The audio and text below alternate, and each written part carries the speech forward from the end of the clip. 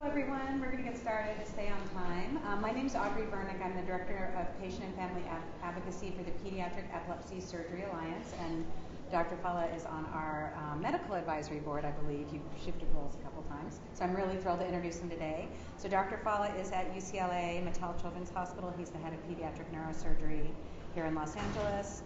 His expertise and research interests are in evidence-based surgery, clinical trials, observational studies, and meta-analysis as it relates to clinical and operative pediatric epilepsy surgery. His current research projects include large international studies to generate and validate a prognostic tool, comparative effectiveness, and data synthesis in pediatric epilepsy surgery.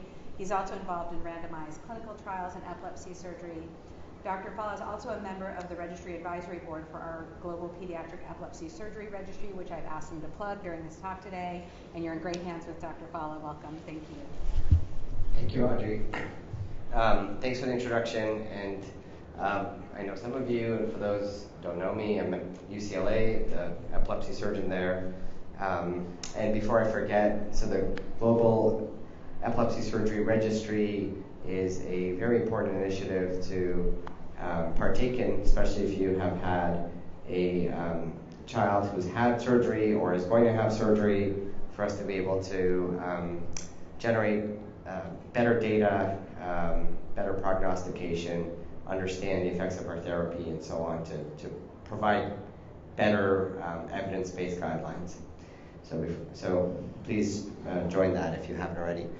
I don't have a PowerPoint, and I thought we can just talk. And really, so the topic is about reoperation after failed epilepsy surgery, and we can, talk about that. But also, if you have any other questions, I'm happy to talk to you about that as well. Maybe I can very briefly just say a few words about failed surgery. So, failed epilepsy surgery really falls into one of a few categories, right? So just to take a step back, our goal is with epilepsy surgery is to identify where the seizures are coming from and remove that area of the brain or treat that area of the brain with electricity to improve the seizure outcome, either stop the seizures completely or reduce the burden of seizures.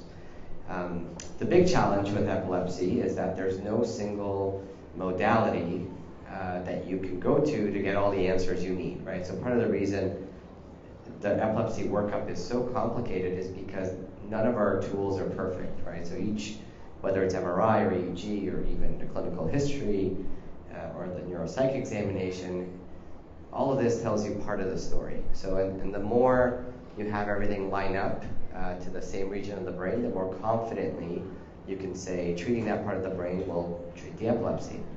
But it's never 100%. So at best, we say 80% chance of seizure freedom. That's when sort of everything lines up, and specifically for a hemispheric problem or temporal lobe, but and the numbers go down from there. So when we fail at epilepsy surgery, there's a few reasons. One is our hypothesis was incorrect. We were clearly in the wrong area. We were either misled by the preoperative testing, and for some reason the group picked an area to treat that was not the right one. So that's one situation. Now, it's pretty uncommon. That's a pretty uncommon cause of failing epilepsy surgery. A more common cause is you are in the right area and you have a lesion, an abnormality in the brain that you're operating on, but you may have undertreated it. You may have underestimated the area that needs treatment. So you may have partially removed, for example, an area of abnormality, but you may not have fully treated that area. So, it's interesting when we, as a neurosurgeon, I do, for example, I operate on brain tumors. Always a nice comparison, right? So for tumor operations, your surgeon will do the surgery and come back and tell you, we got it all. And we even took a margin and we took, negative margins, and we got it all. You don't have to worry about that, coming back again. The big challenge with epilepsy is you don't see the margin, so to speak. The brain, for the most part, for most of the pathologies, actually look visibly normal. So you don't really walk out knowing that you've cured the epilepsy. And actually, I always tell the families, surgery went according to plan, well, now we got to wait a year or 2 years for you to tell me whether your child's seizure free. And that's one of the tricky things about treating epilepsy. So that can happen, right? And sometimes you get a brief period of seizure freedom, and then the seizures come back, and then you have to do a reevaluation and figure out why did that fail. Is it sort of, are the boundaries abnormal? Should we go back in? Should we do another, or treat that area via a different modality?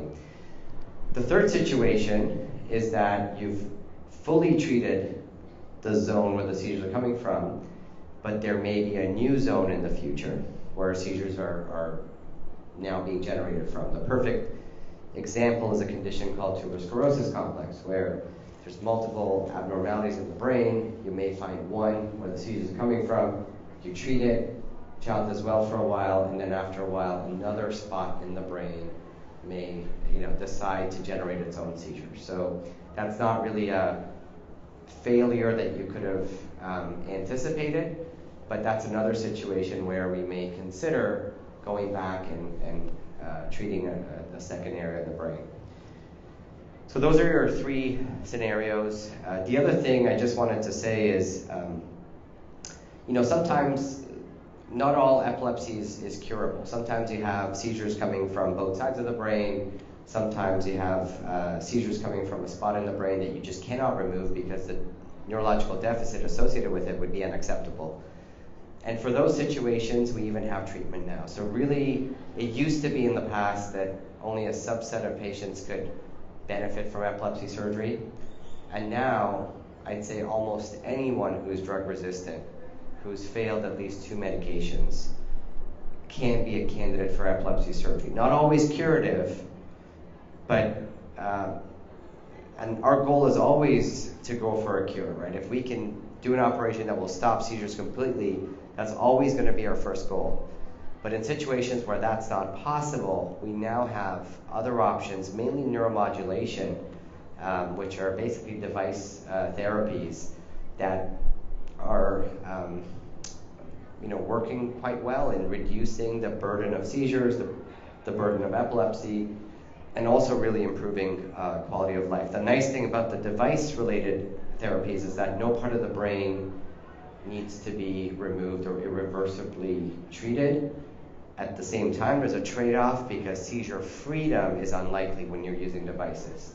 Open surgery or laser ablation, where you're trying to essentially destroy the abnormal part of the brain where the seizures are coming from, either by removing it or using heat energy.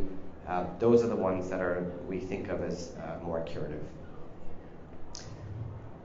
That's all I had prepared. I know we have an hour, but so any specific questions? I'd much rather just open it up and have a conversation than because I don't know if, and so maybe we can do a show of hands. How many here are along the epilepsy surgery journey, or sort of have their family members post-surgery versus pre-surgery? How many are post? Okay. Anyone pre-surgery? No. Okay. I guess the topic was failed surgery, so. Yes, just. Can you just talk a little bit about how would you approach a patient that comes to you that you've done it, so you know what happens? I think it's different. Some come from another center. You have no idea really how they chose the target and all that. So you know why you chose that target. They come back, they're still seizing. Are you doing the full surgical workup again, like starting from scratch with a head and feet and all of that? And then that's my first part. And then the second part is you talk about devices, but what about like laser ablation and that sort of thing? Is that ever successful in reoperation situations? Yeah, good question. So generally, anytime, whether it's the first workup or a second workup after a failed surgery, you want to go to a center that's going to do their own workup. We rarely rely on data from other centers. We always review it. We look at it. For example, an MRI of a child prior to brain myelination. Myelination is a process that happens within the first year or so. is very helpful for us. An MRI prior to actual any surgical intervention or a PET scan is very valuable to us, so we would always review that. But at the same time, you want to capture that information again yourselves. And the reason why is, for example, when we look at EEG, we want to be able to manipulate that data in real time to come up with our own impression of what that EEG looks like. And it's very different than reading a report, because if you're reading a report, which is the interpretation of another neurology team's understanding of the EEG, then quite often you'll just probably come to the same conclusion, but that's because you're looking at summary data as opposed to the raw actual data. Similarly with MRI, you want to interpret it yourself, not really look at a report. We in neurosurgery, we have this saying that if we had to choose between being only able to see the patient or the MRI, we need to see the MRI. So, because the report by itself does not give me the information I need. Obviously, in a perfect world, you want to see everything.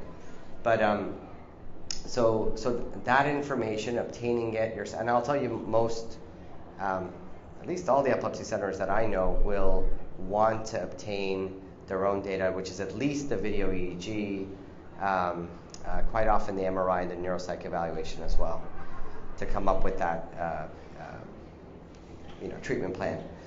There's advanced testing. You mentioned SEEG, which is really taken off in the United States. This is a diagnostic modality. Instead of having electrodes on the surface of the brain, you put them inside the brain.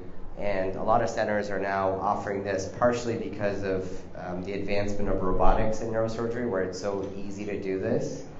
But it's not a perfect, it has its own drawbacks. You can only place so many electrodes in the brain. The brain's a very large space. You can only place so many. And a lot of times, especially for the youngest kids, it doesn't really make a difference because you're dealing with large multilobar or hemispheric problems. So, pinpointing it to one exact gyrus or the next gyrus isn't particularly helpful. It's a little bit more helpful, especially in older patients, teenagers or older. And usually we use it only if we need to figure out exactly if the seizure coming from this one hypothesis, this area that's generating one hypothesis versus another. Usually you're not putting in as an exploratory thing, so you need to have a hypothesis. You mentioned MEG, that's another advanced imaging modality. SPECT is another one. There's so many of them out there, but most centers will have their typical workup. For us at UCLA, it's MRI, PET scan, video EEG, and if your child is old enough, a neuropsych evaluation. We start from there. A lot of times we have all the information we need to make a decision. Other times we may order ancillary testing and look at that as well. And then just the last thing you mentioned was laser treatment. So what laser treatment is it's a minimally invasive treatment tool to be able to treat any foci, whether initially most people in neurosurgery were using it to treat brain tumors, and then it sort of expanded to epilepsy. Not everyone's a candidate for it. Laser ablation is very good if you're dealing with a very deep and small focus in the brain, and usually in a well-defined target, so you know exactly what you're treating.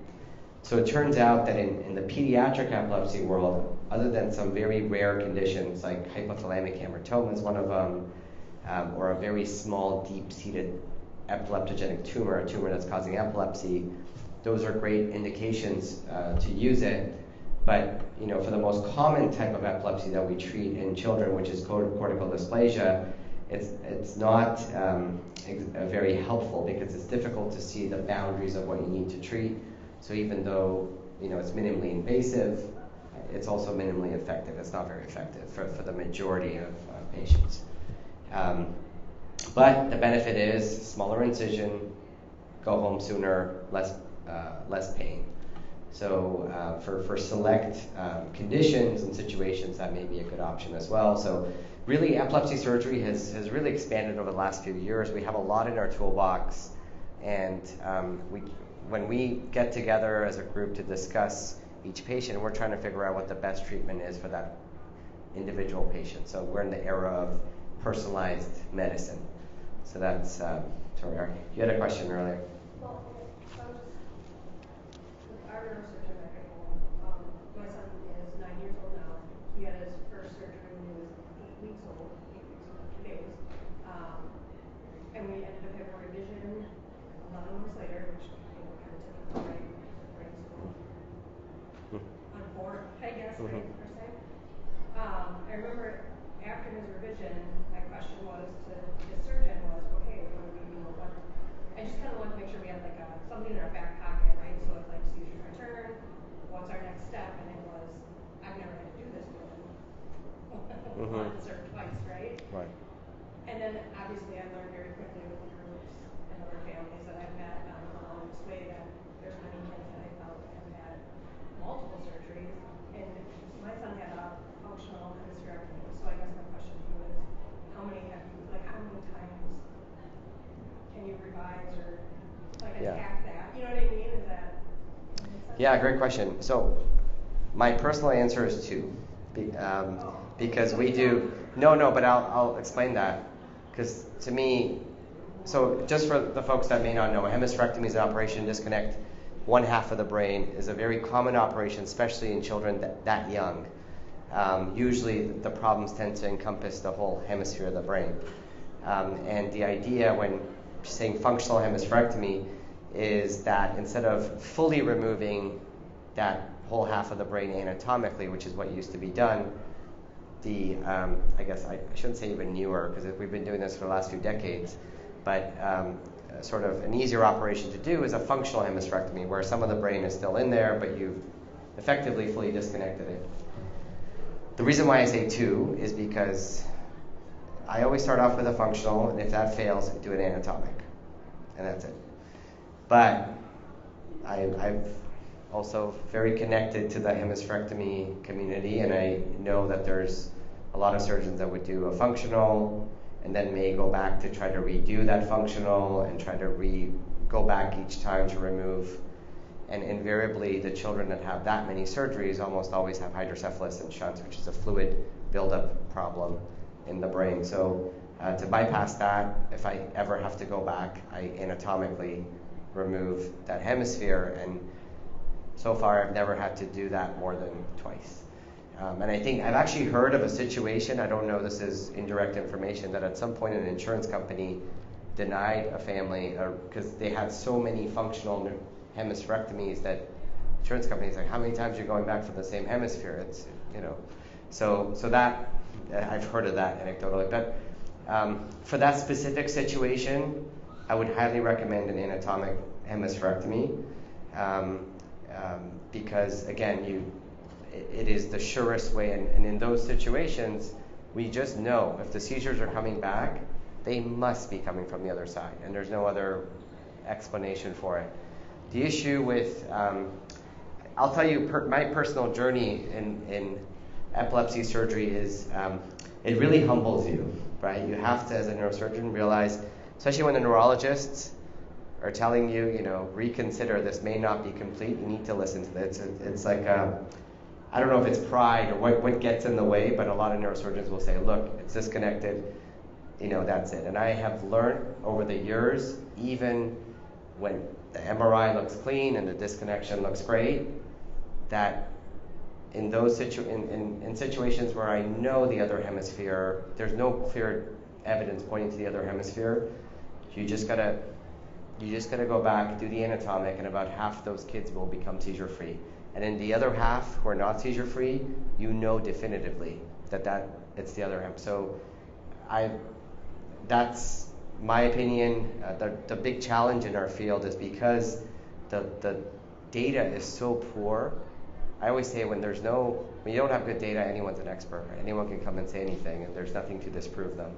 So that's sort of where our field kind of is, unfortunately. I always say, if we're talking about diabetes or heart disease, there's so many studies, right? You can enroll tens of thousands of patients and get, such granular data, but we're talking about rare conditions, and with rare conditions, it takes longer to generate that data. But I've seen it over and over again, families that have been told this is complete, This is a complete disconnection. They don't want to go back in. But I think that the problem is that the MRIs and the DTI and all those imaging modalities are not perfect. Any test you do in medicine, it has a certain sensitivity threshold, right? It cannot, beyond a certain level of accuracy, can't tell you anything more. So an MRI, you need to have sufficient amount of connection there for you to be able to visibly see it. Very different than when I'm looking at something under the microscope, where I can physically see a separation in the area where a separation needs to be. And MRIs, unfortunately, scar tissue is quite common. Very difficult to tell what's scar tissue, what's real tissue. So in that specific scenario, I would definitely recommend considering an anatomic. That was right. Any other questions? Yes. Hello. So about 6 months ago, we started seeing this activity with our son. Had an EEG shows some clearly epileptic activity on the disconnected site. I guess my question is, you mentioned MRI with DTI and some things. Is there any benefit to imaging after a functional hysterectomy surgery that can say, maybe not definitively, but that you can look at as a surgeon and say, hey, his standard MRI looks good, it's disconnected, but there's some epileptic activity, it's kind of showing up as focal absent seizures, medication still seems to be working. At what point do we start kind of trying to revisit another evaluation? Yeah, that's a great question. So I think more important than any of the imaging modalities is how the child's doing, right? If you're having episodes that are, and they're not really explained by anything else, more often than not, it ends up being seizures, right? Because these episodes. So the challenge is EEG is very difficult after a hemispherectomy because you're going to see abnormality from that side. It's hard to know is it connected or not. The MRI, unless it's a very obvious large disconnection, which when I started, I must say, some of my earlier patients, I would sometimes have a more obvious disconnection, but over the years that's become pretty rare. But it doesn't mean that you don't have a connection there. So the MRI, again, there's limits, and if the MRI doesn't show you anything, if it shows you something, that's great. That tells you for sure there's something there. But if it doesn't, and you're still having these episodes, then it's not perfect. The other thing we look at is the development of the child. So if the child's developing normally, in terms of their milestones and so on, that's great. If we're seeing stagnation, it's definitely regression. We almost need to revisit that, right? So, and for the most part, what I will say is, unless there is clear evidence that there's seizures coming from the other side, almost always, I think it's a good idea to go back. It's sort of, in my experience, it's been a 50-50. But we kind of get to the limits of what diagnostic testing can tell you. And the limits of sort of EEG, and there's been, actually I'll tell you anecdotal examples of, there's been times where even the EEG doesn't show seizures, but there's this developmental regression. And the idea is there even that abnormal electricity, the interictal activity, which is basically the abnormal brain activity between seizures, is that somehow impacting development? And even for situations like that, we've tended to go back. It's a little bit controversial because there's some centers and some folks that will say, look, if I don't have a clear indication that there's a connection there or there's seizures there, I'm not going to do this operation again. And we see that's very surgeon to surgeon and center to center dependent.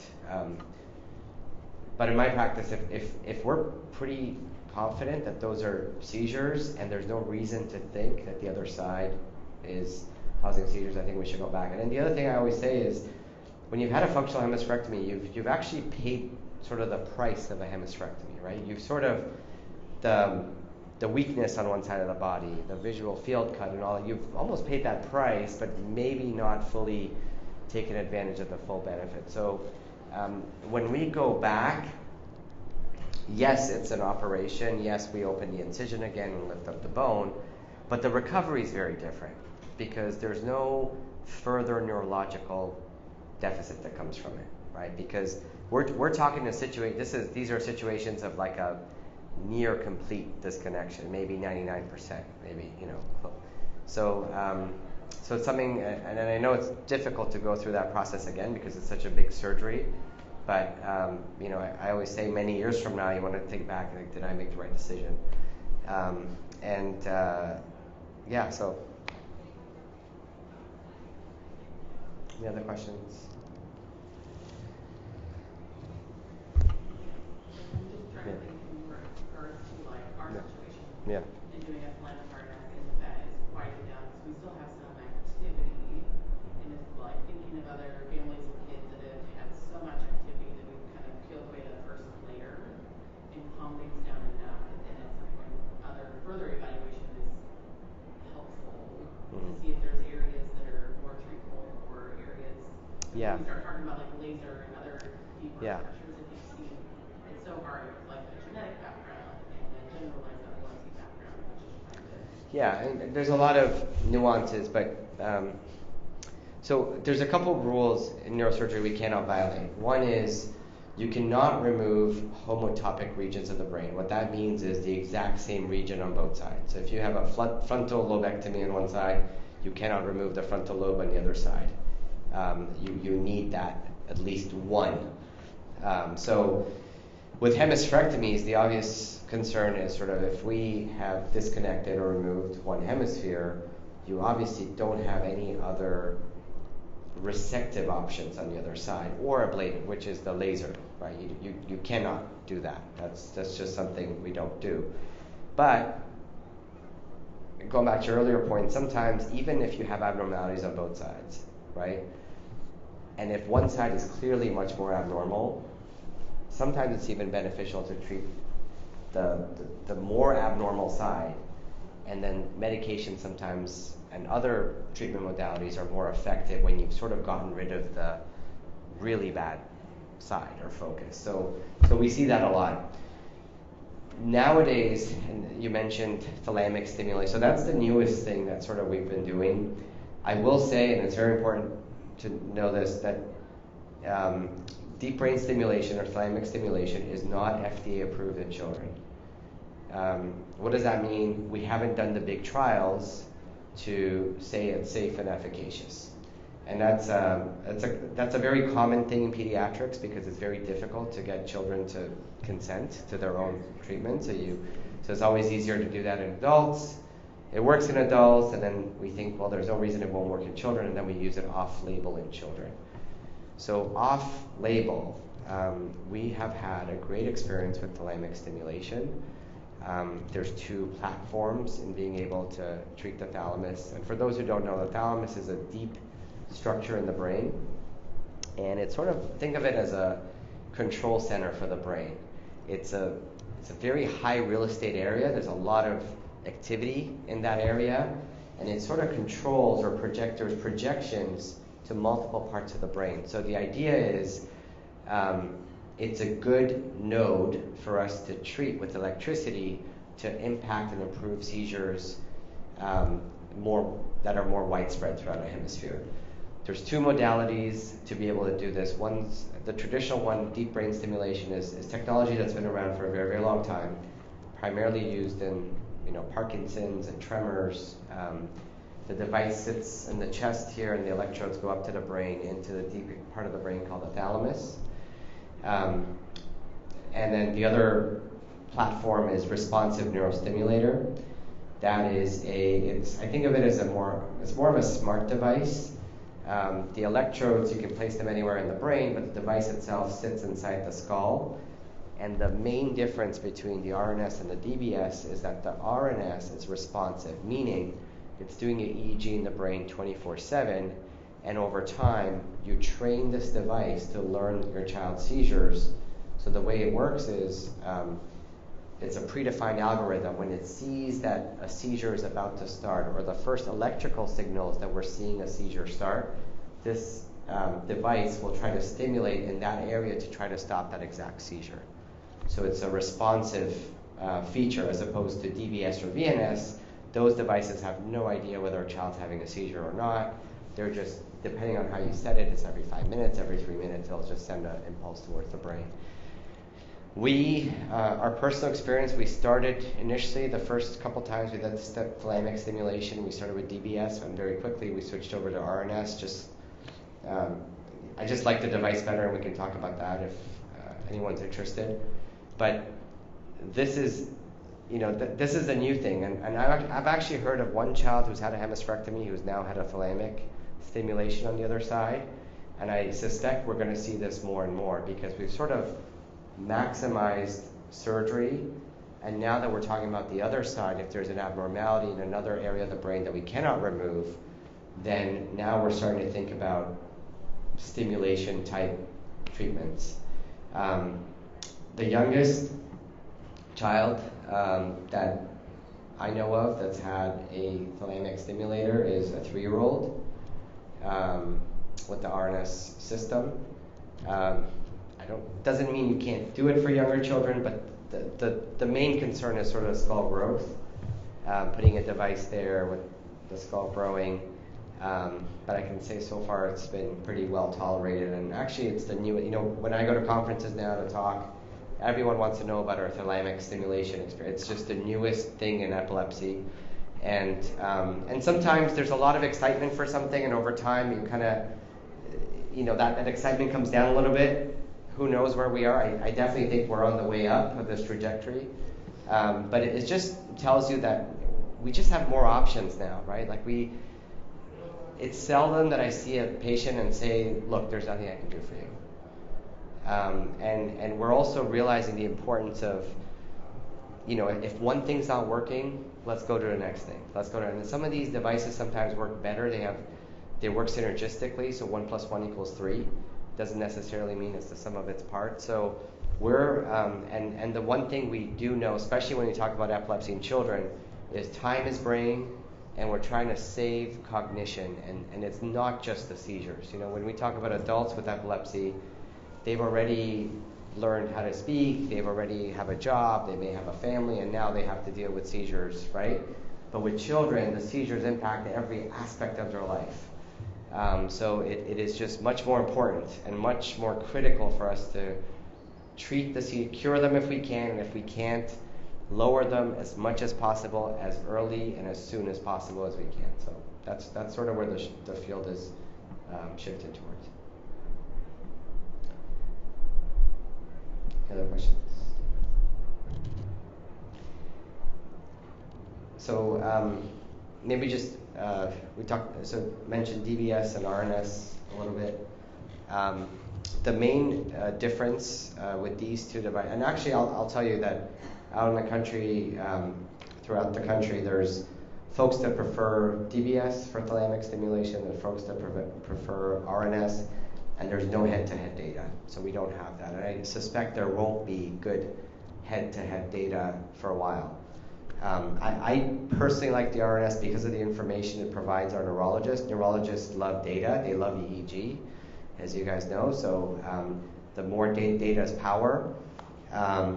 The battery life is over 11 years compared to the 4 to 5 years that DBS provides. And I think that's important for children because, especially over the course of their lifetime, if you have to replace a battery every 11 years, that's less than half the number of surgeries than doing it every 4 years. So I think that's important, the data that you get. And then the last thing I will say, especially for children that are very severely impacted or they're non-verbal,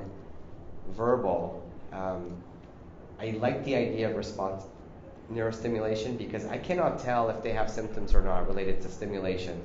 So if I can shorten the amount, and usually with the responsive stimulation, you're giving less total stimulation. So for me, gives me more peace of mind that even if they feel something that they can't express, it's less than what they're getting with the DBS or the continuous stimulation. So that is another feature. And lastly, for some of the kids that actually have falls, atonic seizures, and fall to the ground, again, I prefer the RNS technology because it kind of all sits here in the head. It's a very sturdy location.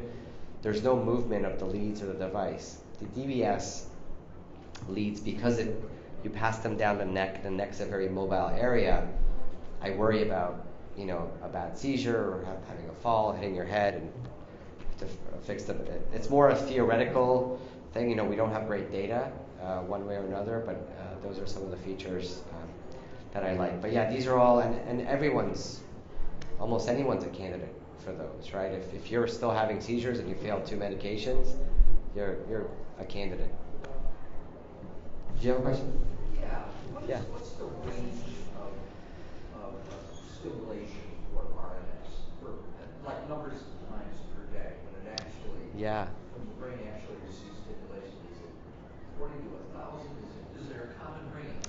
Yeah, that's a great question. It all depends on how sensitive you set the stimulation parameters, but it can be up to thousands a day. And if you make it you're very liberal with your stimulation settings, it gets very close to sort of the open loop, like DBS. And it's interesting because,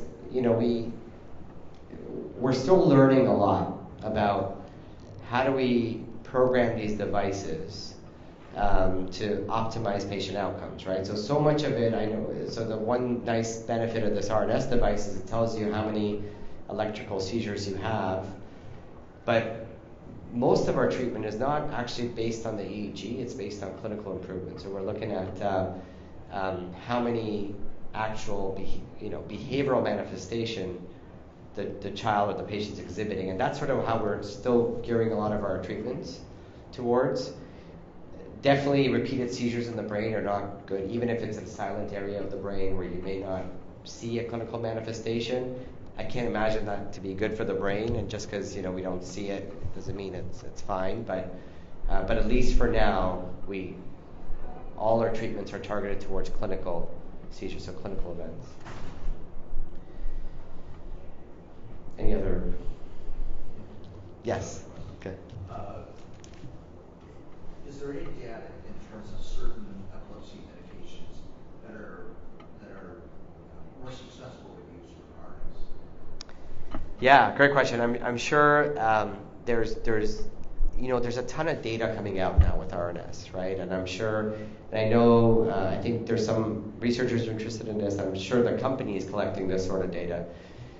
Some of the bells and whistles of RNS is not the reason to get an RNS, but some of the bells and whistles are exactly what you talked about. There's folks that are interested in looking at figuring out what medication even works, right? Because you have EEG data, you take a medication, 20, 30 minutes later, you can see what the EEG looks like, right? And figure out, is this, 4 days, I can see if the medication need is beyond just a clinical seizure. We see it in 48 hours. There you go. So that's one feature. The other thing people are using it for is seizure prediction, right? So over time, you can see, patient X is having seizures all the time right when they wake up, between 8 a.m. and 10 a.m. And that sort of information can be helpful. Again, you're not getting clinical seizures, you're getting electrical seizures. So that's an important distinction. But there is a correlate between what your EEG looks like and how active your EEG is and how many seizures you get. So there is a correlate. So we're using it in pretty novel ways.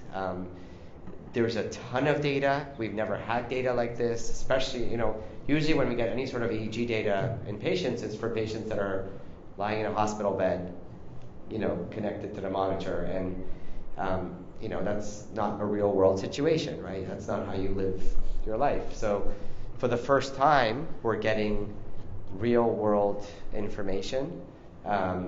Probably too much to know what to do with at this point. But we, as clinicians and probably as scientists, we like to have the data over not. So, and I will say the other thing, my experience has been that the field is shifting a little bit more towards neuromodulation. Not for the very young kids that have severe hemispheric epilepsy and multilobar epilepsy. Those children need an operation. They need an open operation. They need a large portion of the brain treated. But I'd say in the older, maybe in the adolescents, definitely in the adult population, there's limited role of sort of open surgery. The temporal lobectomy is a very common operation that we see. Outside of that, the field is going more towards neuromodulation. The other thing is to keep in mind that neuromodulation, sort of over time, the efficacy improves. So over time, you get more responders. With open surgery, over time, you get less responders, right? Now, there's an important distinction. With open surgery, you're talking about cures, right? You're talking about seizure freedom, and that seizure freedom number goes a little bit down, then it stabilizes after a few years. With neuromodulation, you're getting more responders. None of them are very rarely cured, but just more seizure reduction with time. So it kind of tells you there's two ways we think that works. One is by optimizing and finding the best settings. But there's also a benefit, even when you don't change the settings over time, just stimulating that abnormal circuit in the brain, we think it has some improvement, because we see improvement even though you don't change the stimulation parameters over time. And on top of that, some of these devices are so new that we're just actually learning how best to program them, right? So when we started doing thalamic, RNS, we didn't really have, guidelines for sort of how do you program. So we almost had to learn that, stimulating in this paradigm using monopolar or bipolar stimulation, this can cause more side effects, that doesn't. So it's very early on. We're just starting to learn that. And then the other thing that's actually even more exciting is, again, all of this is off-label, so but is for primary generalized epilepsies. These are sort of the patients that have basically seizures that start in the whole brain altogether, right? These are traditionally not good surgical candidates because there's no one part of the brain that you can remove or treat to stop their seizures. But now thalamic stimulation is becoming repopularized in this patient population. So I go out on a limb and say that almost every patient is now a surgical candidate. And if they failed one treatment, there's more treatment and things that we can do. And keep in mind, the surgical treatments have always been more efficacious than the medical treatments. Medications in the last several decades, they've always shown there's some newer medication that are slightly more effective, I should say, than the previous generations. But for the most part, if you look at the outcomes of all the surgical treatments, and also the other important thing is the side effects. The side effects, we don't know, especially for children, what are the side effects on the growing, developing brain of a child when you use these medications, right? We don't have good data for that. These medications are made to slow down the brain. They all have side effects. We still use them. They're our first frontline treatments. But very quickly we know if they're not going to work, they may be doing more harm than good. And sometimes if you escalate the treatments into the surgical treatments, you may be able to at least come off some of these. Some medications are better tolerated than others. Some have a very good safety profile, so those probably not too worried, like Keppra and so on. But some of the other medications have real side effects, so something to think about. Yes? So my understanding is that the DBS, some of the side effects are mood, like depression, and memory impairment. When you use the RNS to do the thalamic stimulation, have you seen similar side effects, or is it on your always going to work with older patients? Yeah, great question. So DBS of the anterior nucleus underwent a very formal study. So when you undergo a very formal study, you are collecting thousands of data points, right? So you're going to see things that are real, you're going to see things that are not real, just by the sheer number of, so it is true that when you look at the subgroups, when you look at it very closely, you see some mood changes with DBS. VNS, on the other hand, your mood improves. But it's very hard to predict on a patient-by-patient level. So I cannot sort of predict that. So, if I have a patient who has a history of suicidal ideation, maybe really bad depression, I may think twice.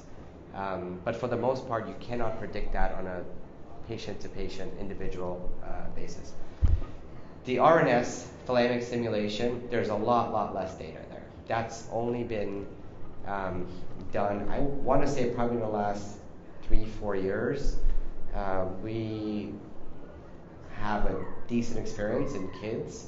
There's probably a couple centers that have even more experience than us in kids, but it's still on the order. I want to say all the thalamic RNS in the country, probably less than 50 or 60. So it's so new that we don't have that information. The main side effect, at least from a surgeon standpoint, I've seen is the infection risk.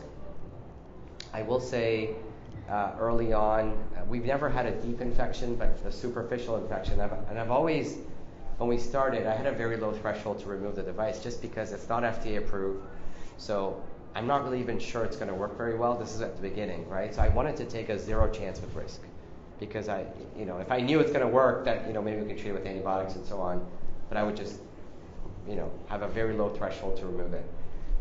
That was at the beginning. We've not seen as much of an infection problem since, and I'll say that we've seen early on 70% seizure reduction even within the first few months. So it's been very encouraging, and I will say we started using it in the most difficult to treat patients. So these are the kids that have nothing works. Initially there were the kids that sort of 10, 15 medications in, nothing's touching it. So we started there, and we had really good outcomes. There's really no sensation to stimulation in general.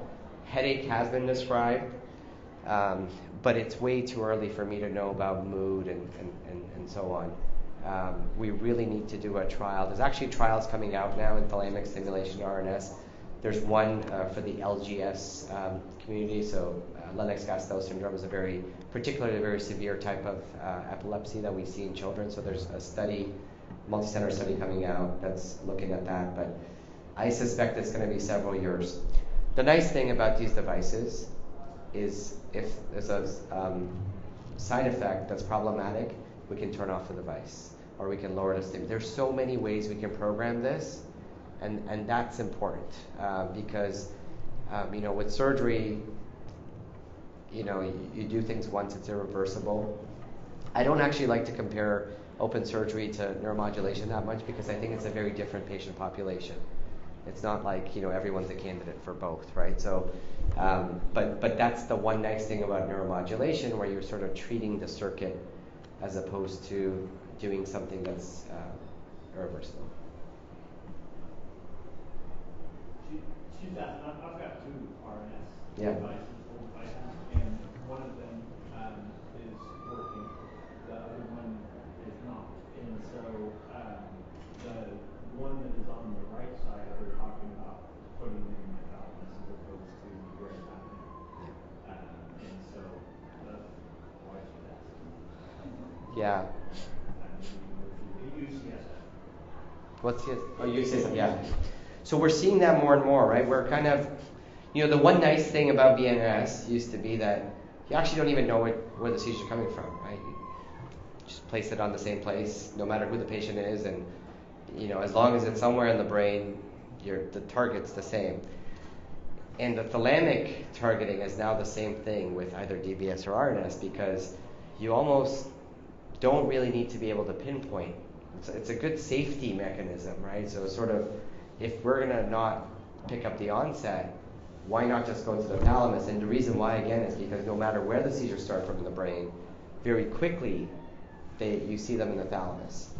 So we've been doing, so for some of you may have heard of stereo EEG or depth electrodes, where we place electrodes in the brain. So for the last several years, I've been, for the patients that are undergoing stereo EEG or depth electrodes, we're also putting electrodes in the thalamus at the same time of surgery. And the reason why is I want to know if they're not going to be a good candidate for resection or ablation surgery. I want to know how quickly the seizures show up in the thalamus compared to where they show up on the surface of the brain. And we're in the process of writing this up, but we've looked at the data, and almost always you have near simultaneous seizure onset in the thalamus that you see on the cortex. So it almost begs the question, should we just be going to the thalamus every time? So I don't have an answer for that, but it's sort of that's what I wonder, right? So instead of you may have had a ECG or depth electrode procedure where they try to pinpoint where exactly the seizure is coming from. Those studies aren't perfect either because there's only so many electrodes you can place. But I wonder whether we should just forego that. And as long as you're not going to have a resective curative option where the depth electrodes will point towards a curative option, if you're going to have stimulation anyway, should we just either go directly to the thalamus or also place a lead in the thalamus, because that's a good sort of backup option for treatment. The other, again, not the main reason to get thalamic stimulation, but with the RNS experience, with the 11 and a half years of battery life, I suspect it's even way more with the thalamus, because the currents that you have to use to stimulate are so low compared to stimulating up at the cortex that I think that you're going to conserve a lot of battery life. Yeah.